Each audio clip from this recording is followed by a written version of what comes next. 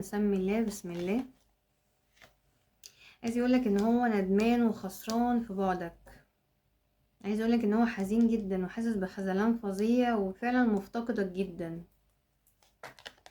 عايز يكلمك الشخص ده، عايز يتواصل، هو فعلا محتاج يتواصل معاك ومحتاج ياخد خطوة في العلاقة دي. الشخص ده تعامل معاك بطريقة وحشة قوي، كان فعلا توكسيك في حياتك، كانت علاقة توكسيك جدا. الشخص ده لما كان بيعرفك ما كانش نيته كويسة ناحيتك، يعني هو كان بس معجب بيك او كان عنده شغف جسدي عليك، او كان يعني عايز علاقة منك او حاجة زي كده. ما كانش، او مثلا جواز في السر حاجة كده. يعني الشخص ده ما كانش صريح معاك وما كانش واضح معاك، لكن هو بعد كده ندم لما خسرتوا بعض وعايز يعمل بداية معاك، عايز يتواصل، عايز يتكلم، عايز يرجع، عايز يقولك كتير. طب نشوف الشخص ده عايز يقولك ايه. عايز يقولك ان هو بيحبك وان هو رحل عن العلاقة ديت ومفيش من ساعتها اي حد مالي عينه. يعني الشخص ده بيجيله عروض كتير وبيعرف ناس كتير وليه علاقات كتير على فكرة، لكن مفيش اي حد يعني مال عينه بعديك، ومش يعني ما بيبطلش اصلا تفكير فيك. الشخص ده بيحبك قوي، متعلق بيك جدا ومتربط في حاجات. هنا ممكن نشوف ايه الحاجات دي اللي منع الشخص ده بقى ان هو يتكلم او يقرب. ان هو ضحك عليك. الشخص ده انكشف قدامك قبل كده، يعني انت كشفته ان هو ما كانش جايلك بنية كويسة، وما كنش انت حب حقيقي بالنسبة له. هو كان جاي يضيع وقت، كان جاي ياخد منك علاقة، كان جاي يعني يقضي معاك كده تسلية، يعني ما كانش جاي لعلاقة كويسة. يعني هو كان جاي يضحك عليك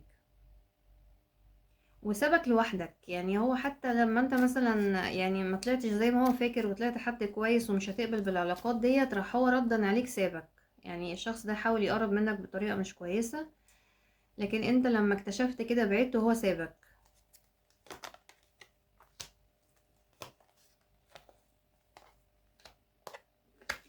انت بقى ما كنتش واخد الشخص ده كده، انت ولا كنت بتحبه تسلية ولا تضييع وقت، ولا كنت عايز منه اي حاجة غير انك انت ترتبط وتتزوج وتكون اسرة. يعني انت نظرتك للشخص ده كانت مختلفة عن نظرته. هو ده اللي بوظ العلاقة دي، ما كانش فيه توازن هنا في العلاقة دي.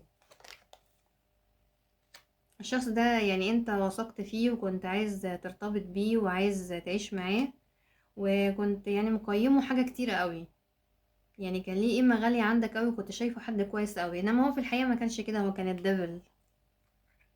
هو دلوقتي بقى عايز يرجع، يعني يقولك ان هو خلاص ما عادش كده، او هو لما عمل كده هو ندم.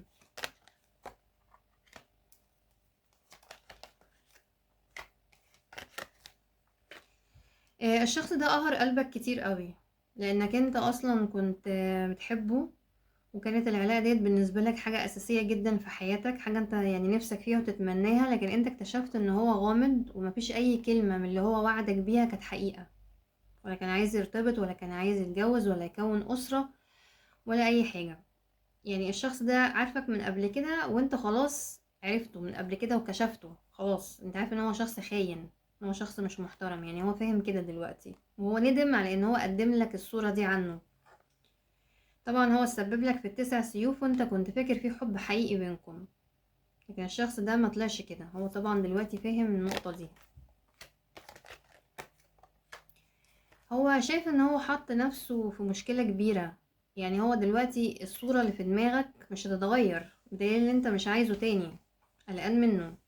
ازاي يجي يعني وانت خلاص فاهم ده ايه وعايز ايه منك؟ انت بتقول حاجة وهو هيعمل حاجة تانية خالص. يعني هو كل واحد في سكته يعني.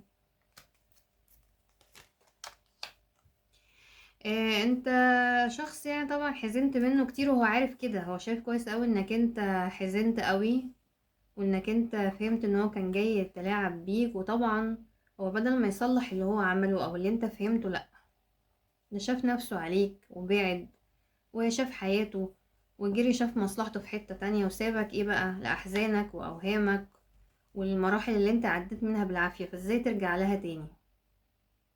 انت يعني الشخص ده سبب لك حيرة كبيرة وهو عارف خلاص. يعني هو سبب لك حيرة كبيرة، ودلوقتي لو انت بتفكر فيه يعني انت شايفه شخص متلاعب، شخص عمره ما هيكون فيه حاجة جد بينك وما بينه. فازاي تثق فيه تاني؟ ده السبب في ان هو ما بيقربش. خلاص هو فاهم كويس قوي اللي هو عمله قبل كده.